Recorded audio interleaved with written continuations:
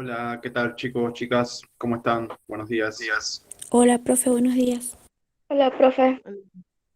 Hola, profe, buen día. Perdón, ahí me estoy acomodando un par de cositas. Ahí está.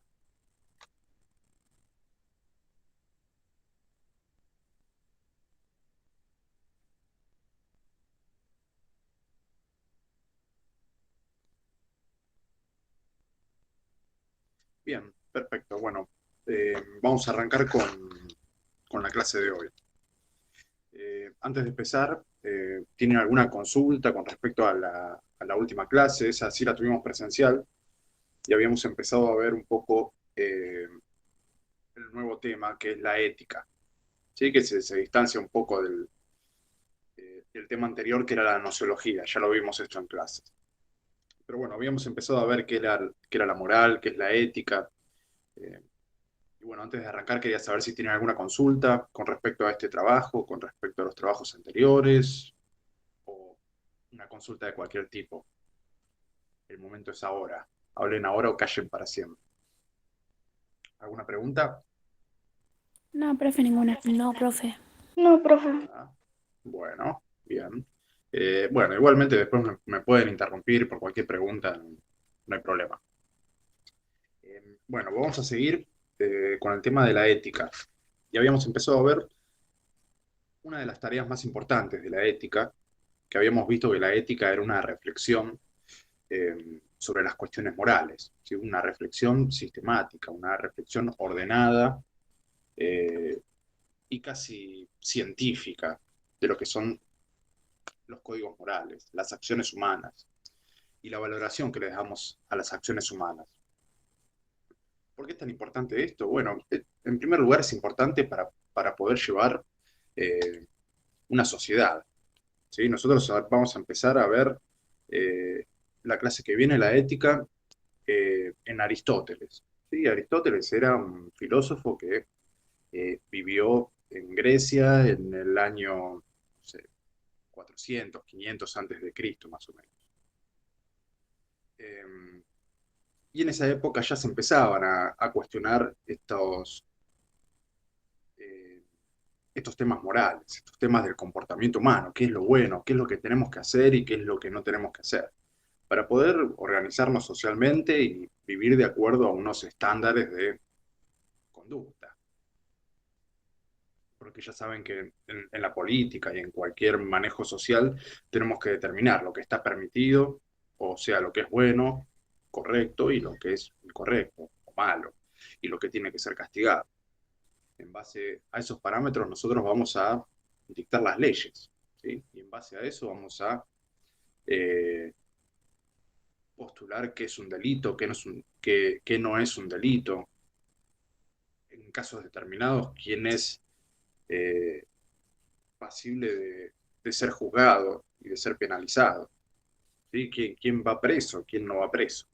Y eso se determina con cuestiones éticas, definiendo qué es lo bueno o qué es lo malo para los ciudadanos y para el país, ¿sí? Para la ciudad. Entonces, por esto es importante. Cualquier vida o cualquier organización social que nosotros formemos va a tener que tener unos códigos de convivencia, unos códigos de conducta y unos códigos eh, de comportamiento. O sea, todas nuestras acciones van a estar guiadas por un sistema de normas. Y en algunos casos, si eh, se viola este sistema de normas, vamos a ser penalizados. En la sociedad, sí, podemos ser presos, podemos ser penalizados con multas, supongamos. Bueno, ya empezó el gato. Perdón, ya vengo, ¿eh?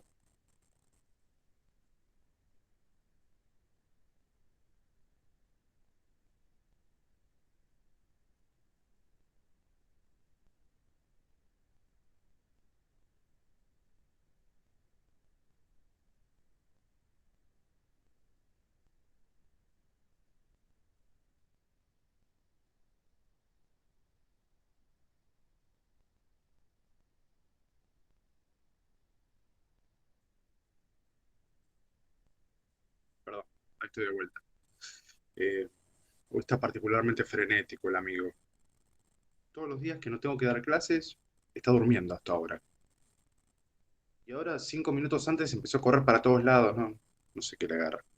Bueno, no importa. Esperemos que nos siga molestando. Entonces, estábamos en la tarea de la ética. ¿Sí? Cualquier organización social va a tener este sistema de normas que nosotros tenemos que cumplir.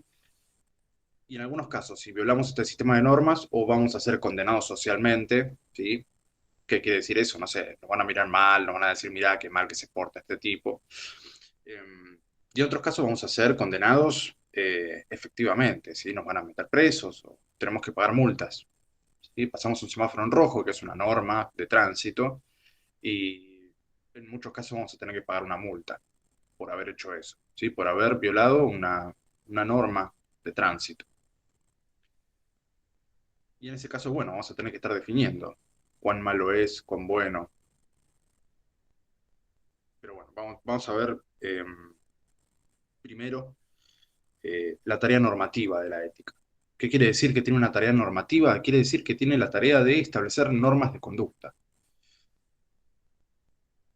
Tiene la tarea de tratar de encontrar lo que es lo bueno o lo malo.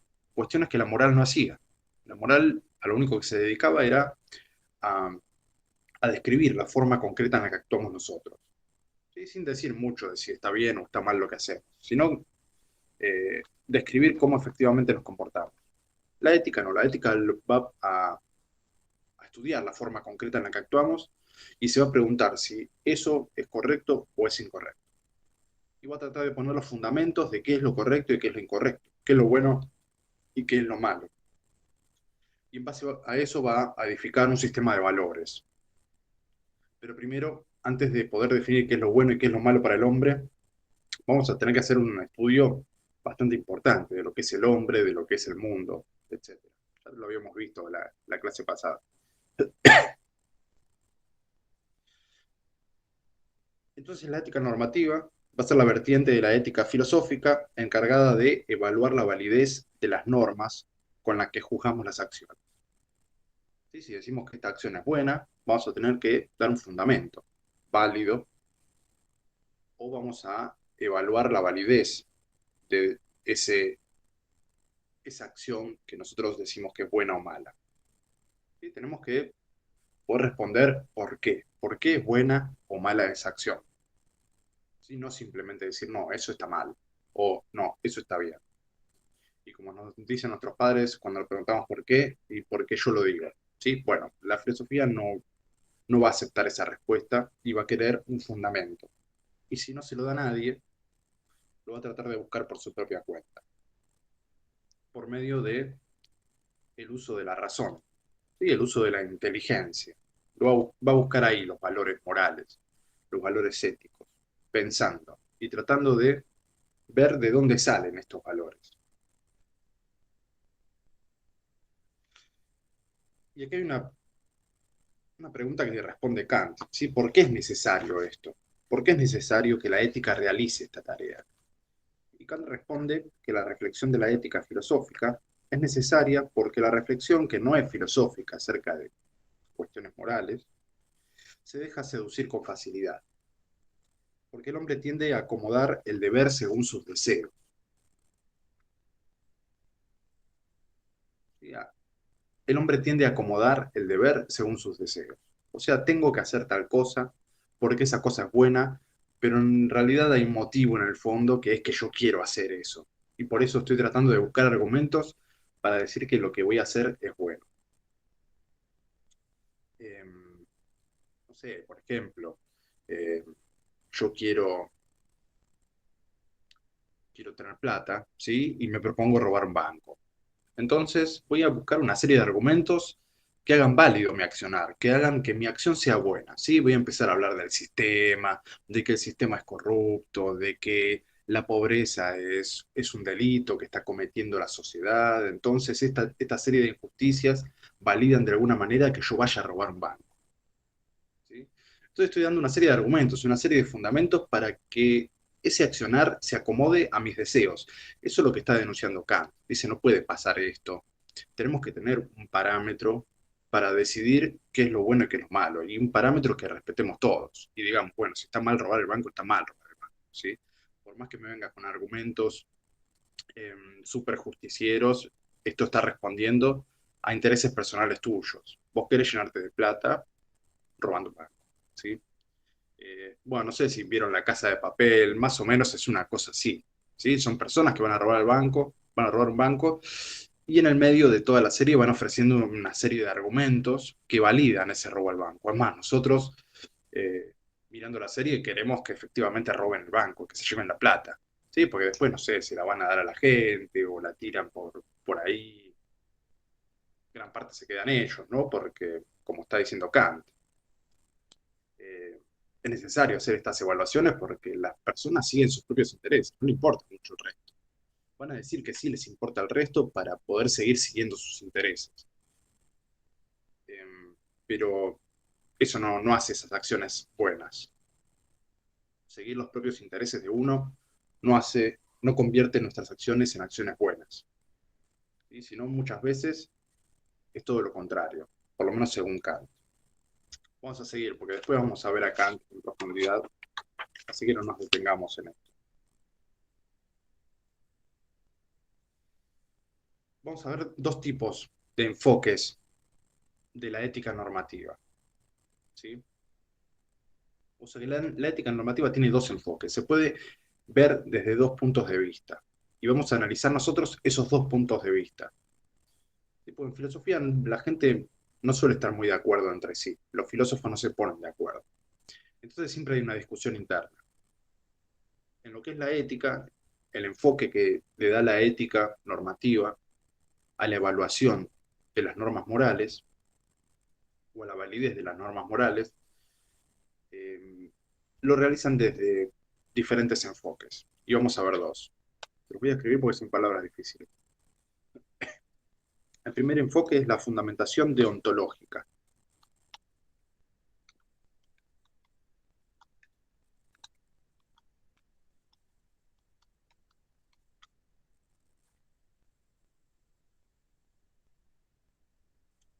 Sí, muchas veces, no sé si alguien va a seguir estudios universitarios, es muy probable que se encuentren con una materia que se llama ética deontológica, ¿sí? Que es la ética formulada según el enfoque deontológico, ¿sí? Lo que les voy a explicar ahora.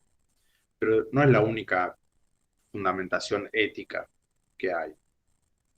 La deontológica es bastante famosa, por eso se suele dar como una materia específica, ¿sí? No solo le dan ética, sino que le dan únicamente ética deontológica en la facultad. ¿Por qué pasa esto? No sé, porque para entender de ética tendríamos que ver todas las fundamentaciones o todas las corrientes éticas. Pero bueno, hay gente que se dedica únicamente a enseñar eso, la ética deontológica. Es bastante interesante eh, y puede llevar un cuatrimestre, supongo, en una universidad o más. Pero la otra también. Bueno, vamos a seguir con la fundamentación deontológica. ¿Qué es lo que nos dice esta fundamentación de las normas morales? Acá en el apunte nos dice, la deontología es un enfoque de la ética normativa que se concentra en el fenómeno de la obligación moral.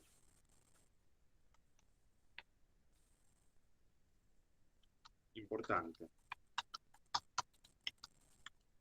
En primer lugar, se centra en el fenómeno de la obligación moral.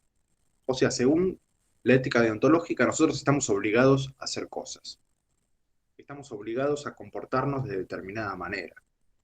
O sea que no importa tanto, o importa lo que hacemos, pero también importa lo que no hacemos, según la fundamentación deontológica. ¿Sí? O sea, si nosotros no hacemos algo, también puede ser condenado ese no accionar, cosa que no pasa en otro tipo de fundamentaciones. Un ejemplo, ¿sí? Siempre vamos a tener que dar unos ejemplos. Si yo veo que una persona se está ahogando en el río, yo paso por la orilla del río, la miro que se está ahogando, me pego media vuelta y me voy, ¿sí?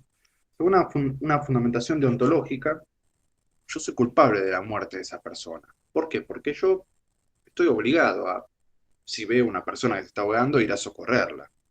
Eso es una acción buena. Mirarlo, darme cuenta de que se está ahogando, pegarme media vuelta e irme, sería un delito para este tipo de fundamentación. Y estas son cosas que hay que determinar. ¿Sí? Hay que determinar mediante leyes.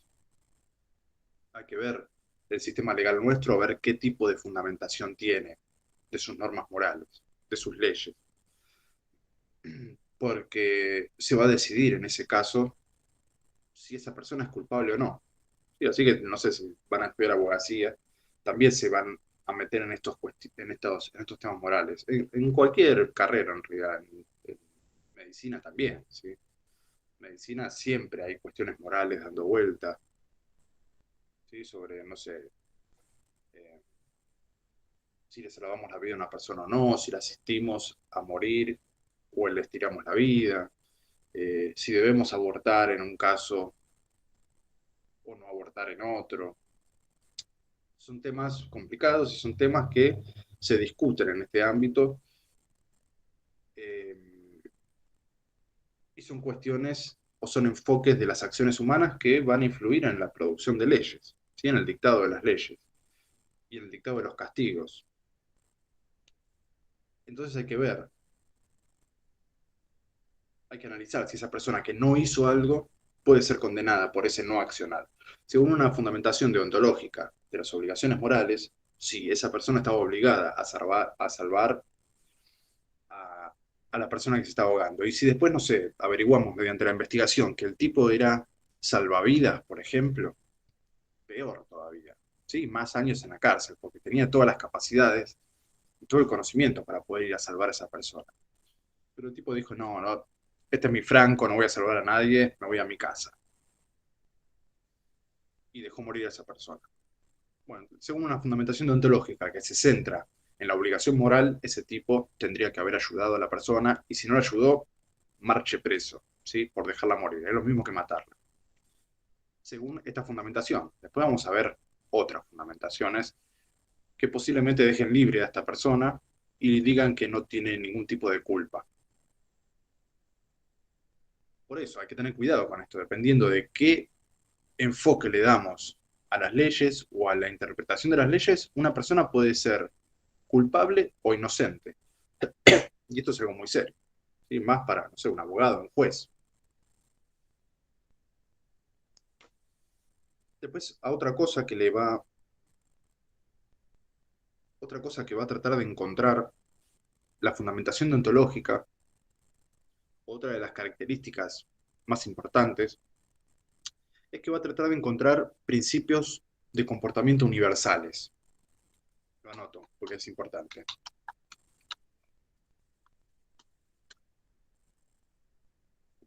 ¿Qué quiere decir con los principios universales?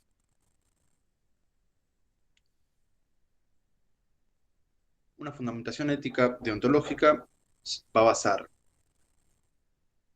las acciones o el valor que tienen las acciones humanas en ciertos principios. Y esos principios tienen que ser respetados a rajatabla, ¿sí? Según un ético deontológico. ¿Qué son principios universales? Bueno, son principios que se tienen que respetar en todos los casos. Podemos decir que quiere postular leyes universales de comportamiento, que no cambien de una sociedad a otra, que no cambien de un entorno a otro. Por ejemplo, podemos decir que un principio universal del comportamiento humano es que no hay que matar a otros seres humanos, ¿sí? Eh, Matar a otros seres humanos está mal. Entonces, según un ético deontológico, esto va a estar mal siempre, ¿sí? Si una nación entabla una guerra con otra nación y le paga a los soldados para que maten a otros seres humanos, esa nación va a tener que después responder a la justicia, ¿sí? Porque ese principio universal tiene que ser respetado siempre. Matar está mal siempre, según este enfoque de los valores de las acciones humanas. El enfoque deontológico dice que hay principios que tienen que ser respetados siempre. No hay flexibilidad en eso. O sea, el no matarás entra en esos principios universales. No hay que matar nunca. Matar está mal siempre. O sea, no estarían de acuerdo con la pena de muerte, por ejemplo. ¿Sí? Matar a un violador o matar a un asesino también estaría mal porque matar está mal siempre, según este enfoque. De esto se habla cuando hablamos de principios universales. ¿Sí? Son principios que se dan siempre de esa manera y no pueden no respetarse. Se dan en todos los casos. No hay excepciones a la regla.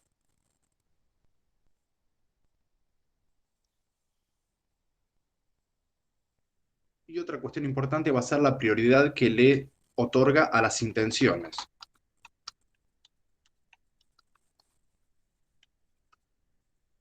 Sí, o sea que esto, perdón, lo escribí un poco mal.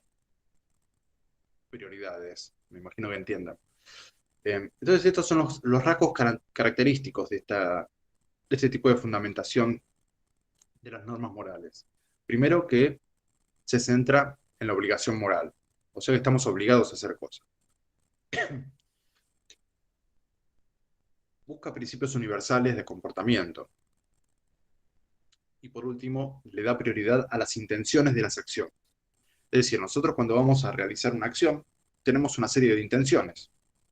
Y después están las consecuencias de nuestras acciones. Sí, yo puedo tener intenciones buenísimas, pero mis consecuencias pueden ser nefastas. Por ejemplo, ¿sí? No sé, me detengo porque estoy tratando de imaginar eh, ejemplos. Por ejemplo, ¿sí? Ahora con el tema del coronavirus. No, no quiero asustar a nadie, estoy mostrando una situación hipotética. Sí, viene un médico y dice, bueno, encontré la cura definitiva para el coronavirus. Esto es una situación hipotética, ¿eh? Nos dice, encontré la cura del coronavirus. Lo único que tenemos que hacer es liberar una serie de partículas a la atmósfera. Sí, esto va a modificar la atmósfera y va a curar automáticamente a toda persona que tenga COVID. Y el que no tiene COVID va a ser inmune al COVID. ¿Sí? Entonces las intenciones de esta persona son buenísimas. Y las intenciones de sus acciones van a ser inmensamente buenas porque es totalmente desinteresado. Pero supongamos que algo sale mal y ese señor termina matando a toda la humanidad. ¿Sí? A la mitad, supongamos. Mata a la mitad de la humanidad. Tuvo un error de cálculos y termina matando a la mitad de los seres humanos. Una, una fundamentación que se centra en las intenciones únicamente no podría condenar a esta persona. ¿Por qué? Porque estamos centrados en las intenciones y sus intenciones eran buenísimas. Tuvo la mala suerte de que, no sé qué pasó, supongamos ese día, no sé, justo la luna estaba en Saturno y no se podía, entonces se murió la mitad de la humanidad. Entonces no sería condenable esa persona. Mató a la mitad de la humanidad, pero sus intenciones no eran esas. Esto es un enfoque que le da prioridad a las intenciones. Y después hay otro enfoque, que es el que vamos a ver a continuación, que le da prioridad a las consecuencias. En ese caso, esa persona sí iría presa de por vida. ¿Sí? ¿Por qué? Porque sus consecuencias fueron nefastas. Las intenciones no me interesan para nada. Lo hiciste sin querer, vas preso. ¿Sí? Según el otro enfoque. Pero ahora, para cerrar, la fundamentación deontológica, según el enfoque deontológico de la ética normativa, la prioridad son las intenciones. Si el tipo no tenía intenciones de matar a la mitad de la humanidad, lo hizo sin querer, bueno, no es condenable. ¿Sí? Ahí cerramos la ética deontológica. Para la fundamentación deontológica vamos a estudiar un libro entero. Obviamente es un resumen que les hago yo, pero es un libro entero que vamos a estudiar, que se llama La fundamentación de la metafísica de las costumbres.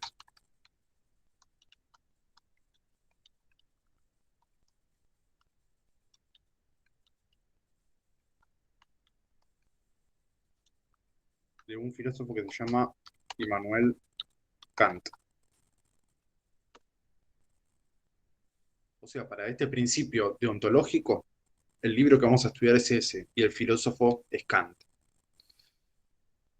Y vamos a estudiar bien eh, cómo es una filosofía ética deontológica. Sí, pues yo les puedo explicar esto, sí, que se centra en la obligación moral, que busca principios universales y que le da prioridad a las intenciones, pero bueno, tenemos que ver cómo se hace esto en filosofía. ¿Sí? No es tan fácil. Entonces, para eso vamos a leer el libro de Kant y vamos a tratar de comprender primero cuál es el lenguaje de la ética, cómo se maneja una obra sobre ética, cómo se sistematiza esto. Em, y bueno, vamos a ver más características de este enfoque, principalmente del de Kant, que es el principal representante de este enfoque. Después, el otro enfoque que vamos a ver es la fundamentación teleológica.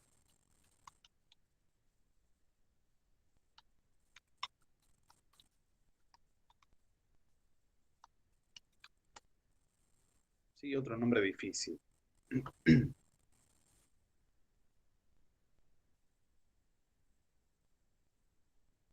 La fundamentación teleológica tiene otra serie de características. Se le llama teleológica porque responde a los fines de las acciones. O sea que se le suele decir que es una fundamentación finalista o consecuencialista.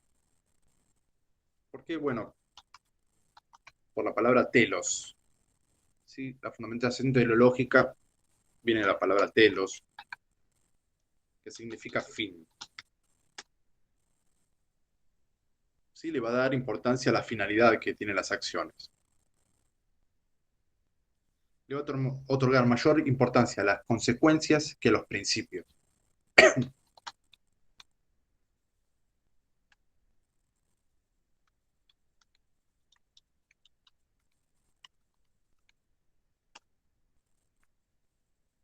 Yo sé que vamos a tener una prioridad de las consecuencias. Esta es una de las principales características. Primero se va a dar cuenta que todas las acciones humanas tienen una finalidad. ¿Sí? Todo lo que hacemos nosotros lo hacemos por algo. ¿Sí? Y ese algo no está en un principio, como dice la fundamentación deontológica, en un principio de comportamiento, sino que está en las consecuencias, sino que está en la finalidad. O sea, el motivo de mis acciones es la finalidad con la que yo las hago.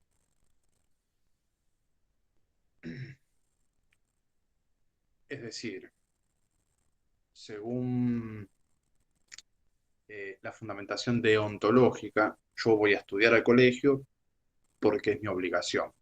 Es una obligación moral ir a estudiar al colegio. ¿Sí? Porque la sociedad me obliga a ir a estudiar a la secundaria.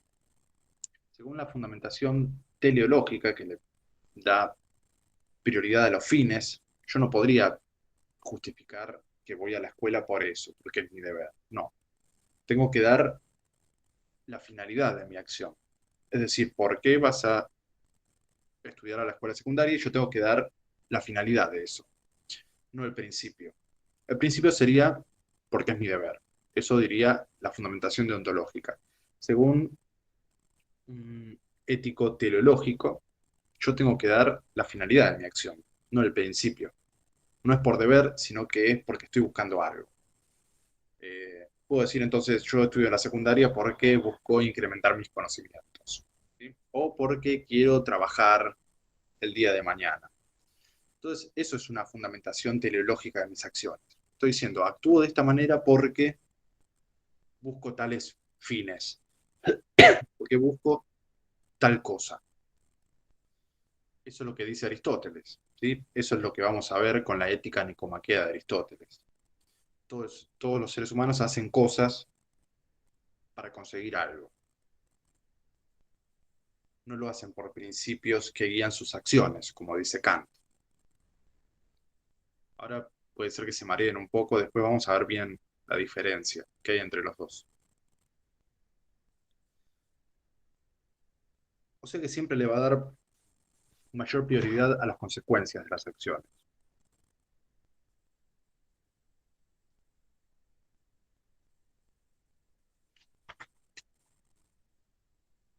O sea que para el enfoque teleológico, una persona buena sería una persona que hace cosas buenas, ¿sí? Independientemente de las intenciones que tenga.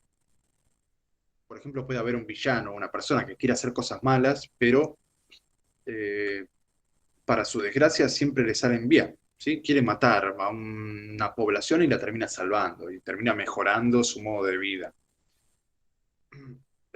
Según este enfoque, esa persona sería una buena persona, porque las consecuencias de sus acciones son buenas, sus intenciones no. ¿Sí? Para Kant o para la fundamentación deontológica, esta persona sería malísima. Por más que los resultados de sus acciones sean buenos, sus intenciones son malas. Entonces, tiene que ir preso. Y él benefició a un montón de personas, pero con la intención de matarlas. Entonces tendría que ir preso, porque es una persona potencialmente peligrosa. Según el enfoque teleológico, no. Esa persona tendría que ser premiada, ¿sí? Quiso matar a todos los humanos, pero le salió mal y los terminó salvando y mejorando su modo de vida. Entonces tiene que ser premiado. Ven que estos dos enfoques son extremos y cada uno tiene sus problemas. Por eso no creo que esté bueno fundamentar todas las leyes o todas las acciones humanas en uno solo de ellos. Eh, por eso vamos a ver los dos. ¿Sí? Si estudiamos únicamente ética deontológica, vamos a estar dejando eh, todo un ámbito de la ética de lado, y la ética deontológica tiene muchas fallas, tiene muchos problemas que no puede resolver. Entonces siempre hay que ver el panorama completo.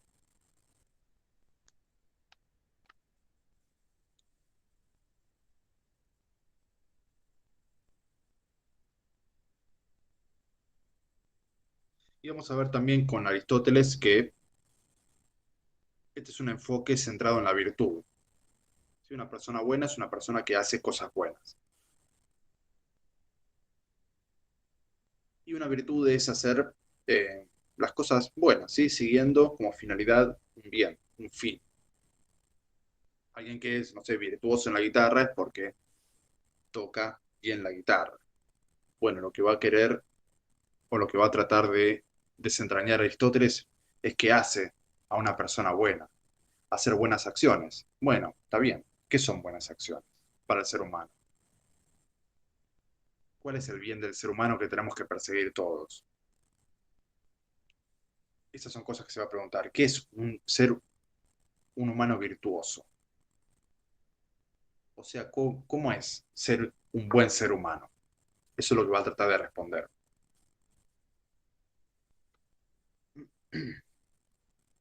Y después nos vamos a encontrar con algunos problemas éticos, ¿sí? Que es la sección 3 del apunte. Se llama así, problemas éticos. Hay diferentes enfoques también en cuanto a las normas morales y a la verdad de las normas morales. En realidad esto es una discusión acerca de la verdad, pero una discusión acerca de la verdad también influye sobre la discusión acerca de lo que es lo bueno y lo malo, ¿sí? Si es posible conocerlo o no conocerlo. Pues yo para conocer lo que es el bien tengo que conocer la verdad también acerca de las cuestiones morales. Y tengo que ver si es posible conocer esa verdad.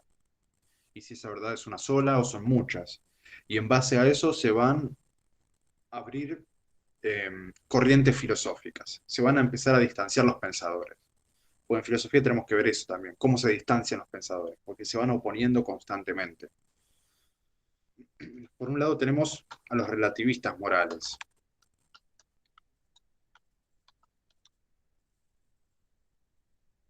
que nos dice que en cuestiones morales no hay verdades objetivas. No hay ni verdades objetivas ni universales. Se los voy a escribir.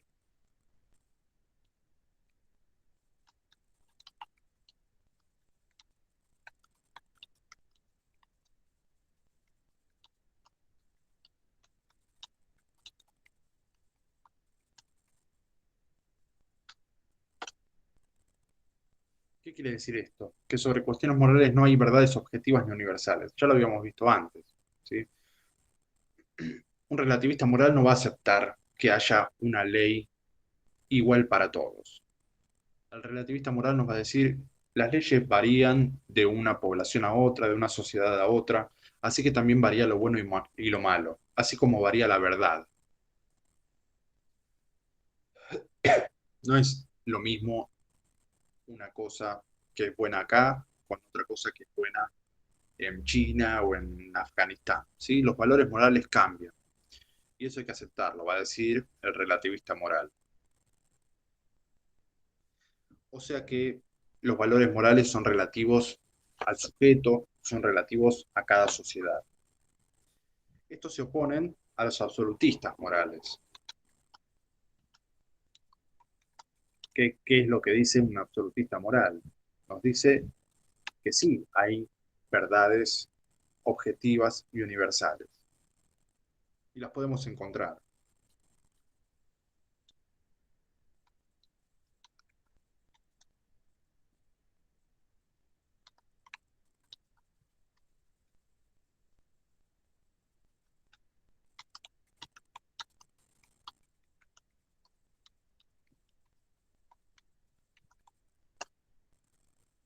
Entonces lo que nos dice es que existen verdades morales independientes de las consecuencias.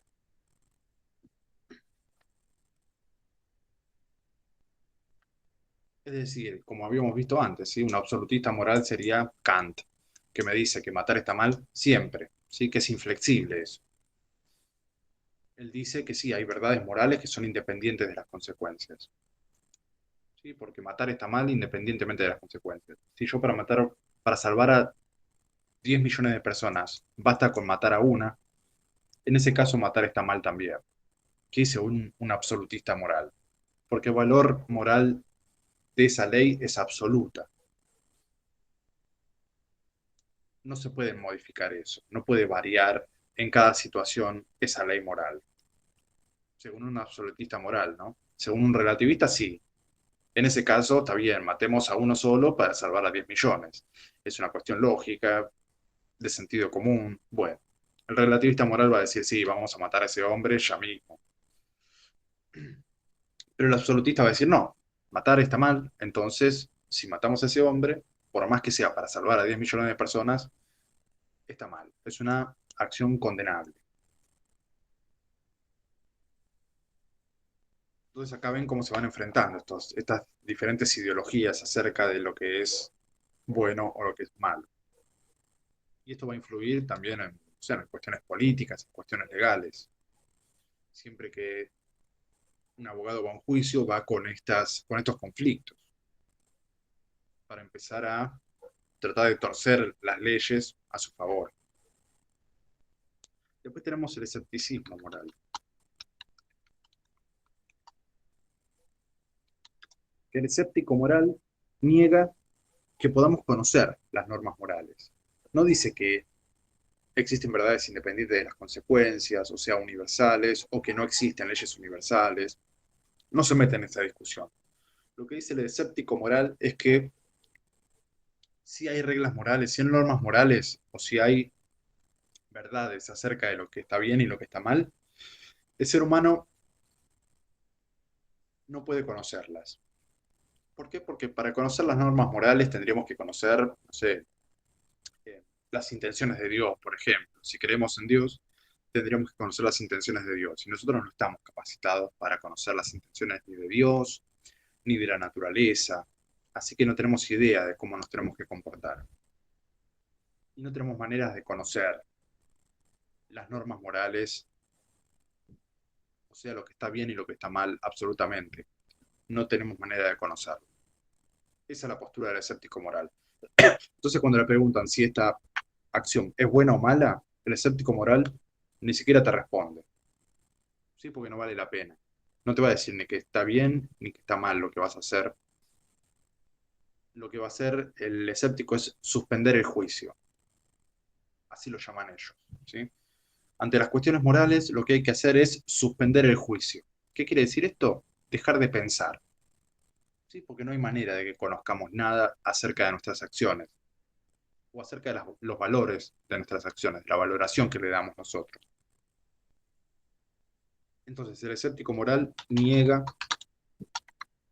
la posibilidad de conocer las normas morales.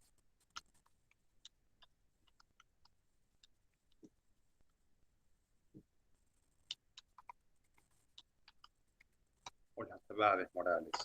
En realidad las verdades en general, ¿sí?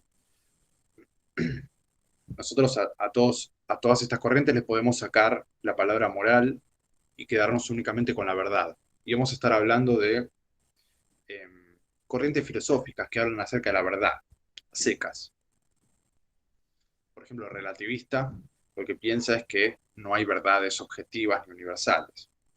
O sea, la verdad no es una sola, sino que la verdad puede ser muchas, dependiendo del sujeto, de una sociedad, etc.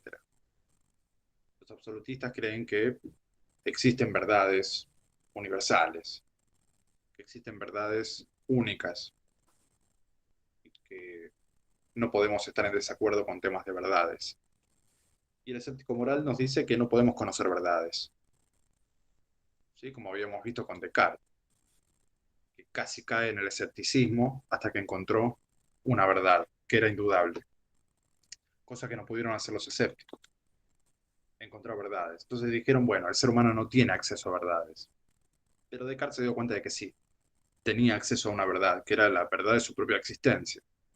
El yo soy, yo existo. Y después, bueno, fue derivando la existencia de Dios y después de todo el mundo. Pero ven cómo se van relacionando estas cosas. Después tenemos una forma extrema del escepticismo que se llama nihilismo. Sí, el nihilismo, ahora se lo voy a describir. El nihilismo lo que cree es que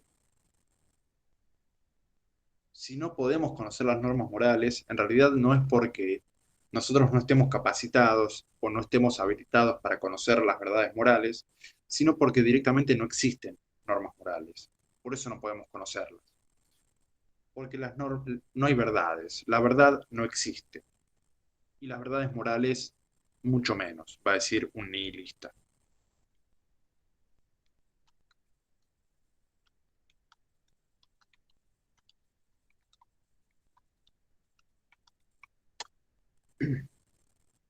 Sí, va a negar que existan verdades morales. Así que si nos comportamos de una manera u otra, no es porque sea bueno o malo, sino porque nosotros decidimos hacerlo y nosotros la valoramos de esa manera. O sea que si nos meten presos no es porque hicimos una acción mala, sino porque todos nosotros acordamos que esa acción sea mala.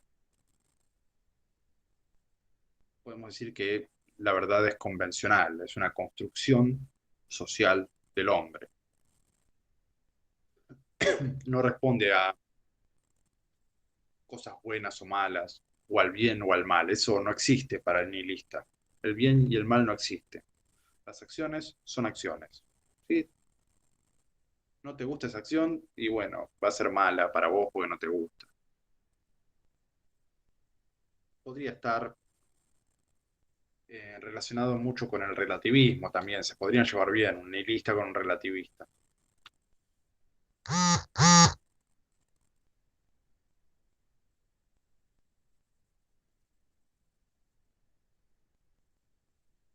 Después también podemos discutir el problema de la aplicación de las normas morales, porque las normas morales son normas generales. Si este no matarás es una norma general, y siempre las normas generales se tienen que aplicar a casos particulares. Entonces ahí empiezan a surgir estos dilemas éticos, cuando esa ley universal se tiene que aplicar a un caso particular. Si ese no matarás se tiene que aplicar, que es un no matarás universal, ¿no? No matarás es en cualquier caso, pero siempre nosotros cuando tenemos que juzgar un acto, una acción, tenemos que ir a una acción particular, y tenemos que ir al caso particular de esta persona que mató a esta otra. Entonces hay que analizar por qué la mató, a qué le damos prioridad, si a las consecuencias o a las intenciones. Bueno, eso es todo un problema. ¿Sí? No solo postular las leyes universales, sino después atender a los casos particulares que afectan.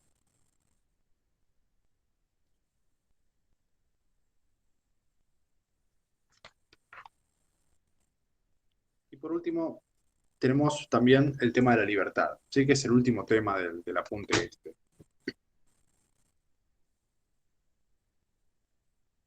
Que vamos a ver que el tema de la libertad es importante en ética porque según cómo definamos nosotros lo que es una acción libre, una persona libre, vamos a poder condenar o no condenar a una persona, según la acción que realice. Por ejemplo, ¿sí? Si yo soy libre de realizar una acción y la hago sabiendo que puedo perjudicar a otros, yo soy condenable. Pero si se demuestra que yo no tuve opciones, es decir, que mi acción no era libre, entonces podríamos llegar a discutir, ¿sí? A ver si esa acción me puede llevar a una condena o no. Más precisamente hay dos corrientes filosóficas que se contraponen a la idea de la libertad del ser humano. Si el ser humano es realmente libre o no es libre. Es algo que se podría discutir. Están por un lado los deterministas. Perdón, escribí mal. Voy de nuevo. Determinismo. Ahí está. ¿Qué es lo que dice el determinismo? Lo que dice es que nosotros estamos determinados por causas externas a nosotros. O sea que todos nuestros comportamientos están determinados por un comportamiento anterior. El determinista cree que el universo y todo lo que ocurre en él está determinado por las leyes de la causalidad. ¿Qué son las leyes de la causalidad? Es una especie de dominó que involucra los acontecimientos de todo el universo. ¿Sí? Todos los acontecimientos tienen una causa, y esa causa a su vez tuvo una causa. ¿Sí? O sea que todo lo que pasa en el universo es necesario que ocurra de esa manera. ¿Sí? Porque es una especie de encadenamiento de causa y efecto. Y acá, en este encadenamiento de causa y efecto, no hay nada que se pueda decir que sea libre. ¿Sí? Nuestros comportamientos son un poco más complejos, pero nosotros, según un determinista, no tenemos capacidad de decidir si hacer una cosa u otra. En realidad eso es una ilusión nuestra. Estamos siempre sometidos a las causas de nuestras acciones. O sea, si yo pienso algo ahora, lo estoy pensando porque lo causó un pensamiento anterior. No es realmente una decisión mía lo que me está pasando o lo que estoy haciendo, sino que lo que estoy haciendo, lo que me está pasando es consecuencia de acciones anteriores. Y así al infinito. Es decir, según un determinista yo no puedo ser responsable de nada. ¿Sí? Porque lo que estoy haciendo ahora lo estoy haciendo por una serie de determinaciones, una serie de causas que me llevaron a hacer lo que estoy haciendo ahora. Y si yo no soy responsable de nada de lo que hago, si no soy libre de hacer nada, no puedo ser condenado. Esto es mucho más largo de explicar, es mucho más difícil, pero también lo que les quiero mostrar es que el bien y el mal está sujeto a lo que nosotros creamos que es el mundo, a cómo se maneja el mundo. Si yo creo que el mundo se maneja de esta manera, que no podemos escapar a este determinismo causal, es decir, a este encadenamiento de causa y efecto, no hay manera de que yo pueda ser responsable de mis acciones. Sí, como no hay manera de que una piedra pueda ser responsable de haber movido a otra, ¿sí? Porque eso es causa y efecto. Si yo tiro una piedra contra otra, esa segunda piedra se va a mover.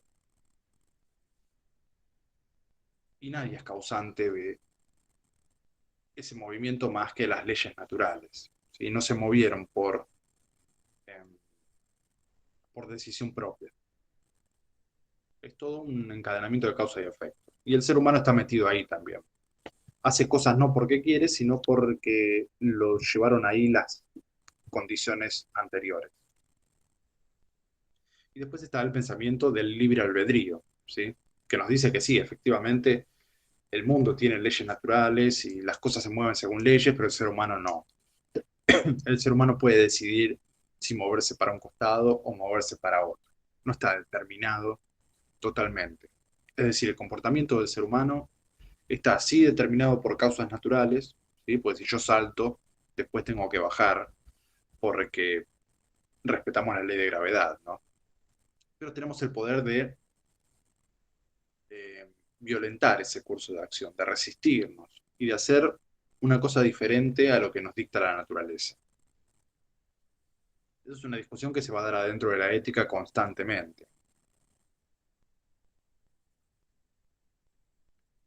Es decir, los animales están determinados, ¿sí? Si tiene hambre un animal, va y busca comida. Y si tiene que matar, mata para poder comer. No se lo puede culpar por eso. ¿Por qué? Porque el animal está determinado a hacer eso, instintivamente. No tiene capacidad de decidir si comer matando o no, o dedicarse a comer verduras, por ejemplo. El ser humano sí, según los que creen en el libre albedrío. Se los voy a escribir.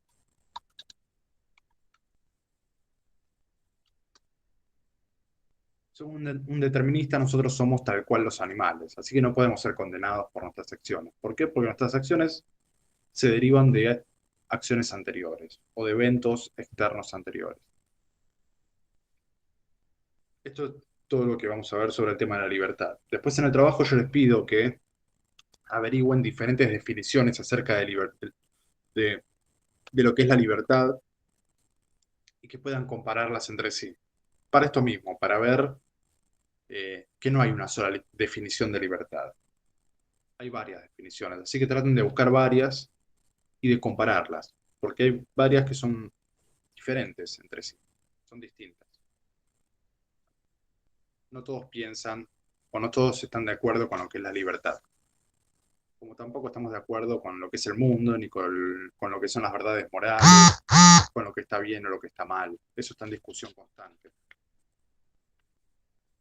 Bueno, y así terminamos el apunte de ética, un apunte corto.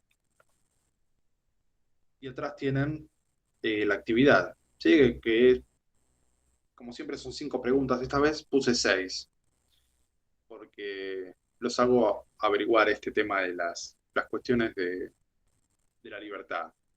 Lo que necesito que busquen definiciones de libertad distintas y que las comparen un poco nada más. Pero en este caso son 6 preguntas. Así que ya ahora le voy a poner fecha de entrega eh, para dentro de 2 semanas, así que vayan haciéndolo. Y la clase que viene vamos a empezar ya con Aristóteles, con la ética nicomaquea.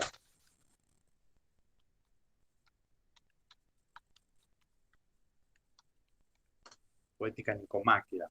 ¿Sí? Pues se la escribió, se lo dedicó al hijo que se llamaba Nicómaco. No es ninguna palabra rara, es un nombre. Ética a Nicómaco, también se podría llamar.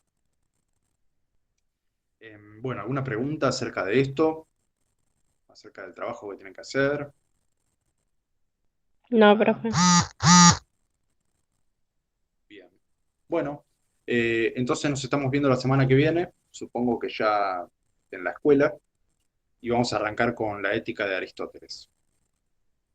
Y vayan haciendo el trabajo, así lo entregan. Pónganse al día con los trabajos que pocos entregados. Bueno, nos estamos viendo la semana que viene. Que tengan suerte.